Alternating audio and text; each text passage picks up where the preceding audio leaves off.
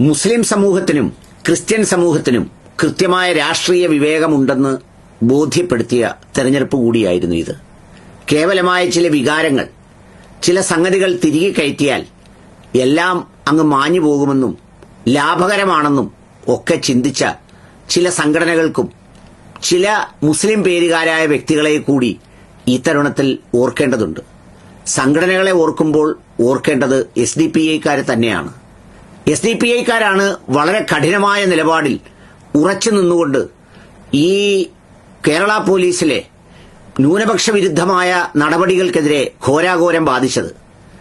അവരിൽ ഒരു കൊച്ചുകുട്ടിയെയാണ് മുദ്രാവാക്യം വിളിച്ചതിന് അത് ശരിയല്ലെങ്കിൽ പോലും എന്തോ മഹാപാപം സംഭവിച്ചതുപോലെ അവരുടെ വേരുകൾ തുരന്ന് താഴെ ഇറങ്ങി അവരെ തുരന്നെടുത്ത് പുറത്തിട്ടത്.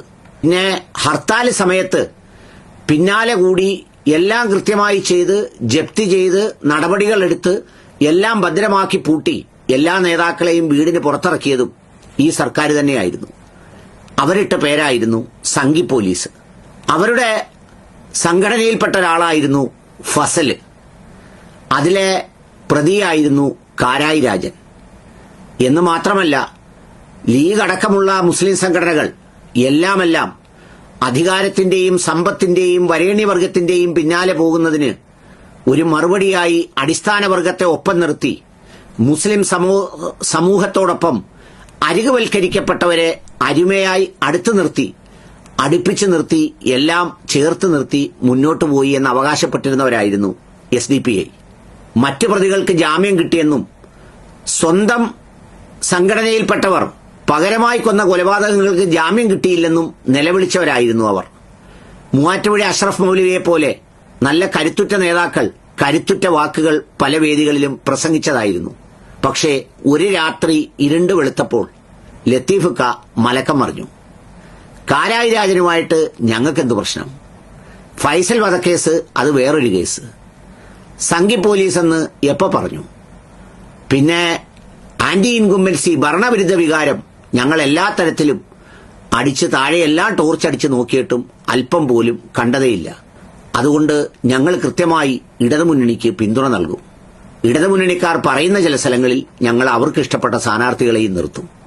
എന്നാൽ നിർത്തി മഞ്ചേശ്വരത്ത് വരെ നിർത്താൻ പോയപ്പോ ഒരു സമൂഹം മുഴുവൻ ഒന്നാകെ ബഹളം വെക്കുന്നത് കേട്ട് അവസാനം പിൻവലിച്ചു കൊടുത്തു. എന്തൊക്കെയോ പറഞ്ഞ് എന്തൊക്കെയോ ആയിത്തീർന്നു. പ്രിയപ്പെട്ട SDPIയുടെ നേതാക്കളെ ഒരു കാലത്ത് മൂവാറ്റുപുഴ അഷ്റഫ് മൗലവിയെ പോലെയുള്ളവർ നയിച്ചപ്പോ അത് ചെറുതായിരുന്നെങ്കിലും ആ നിലപാടിന് ഒരു കരുത്തുണ്ടായിരുന്നു, ഒരു ശബ്ദമുണ്ടായിരുന്നു. ഇത് ആര് എവിടെ തീരുമാനിച്ച തീരുമാനമായിരുന്നു ഇത്?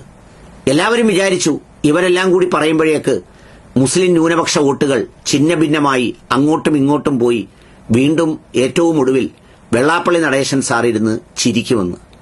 പക്ഷേ ജനം ആ ചൂണ്ടയിൽ കൊത്തിയില്ല.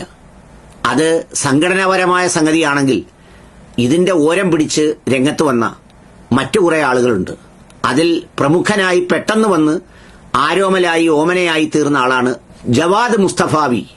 അയ്യോ ഭാവി, എന്തൊരു ബഹളമായിരുന്നു പുള്ളി കടന്നാക്രമിച്ച് VD സതീശനെയും കോൺഗ്രസിനെയും ലീഗിനെയും കടന്നാക്രമിച്ച് തനിക്കൊരു വെളിച്ചം കിട്ടിയതുപോലെ AP സുന്നി ആയിരുന്ന അദ്ദേഹം അവിടെ നടത്തിയ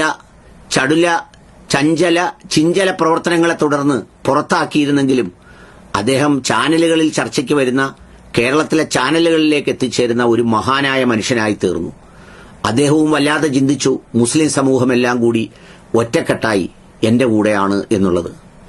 അതുപോലെ തന്നെ മറ്റൊരാളായിരുന്നു മുക്കം ഉമർ ഫൈസി.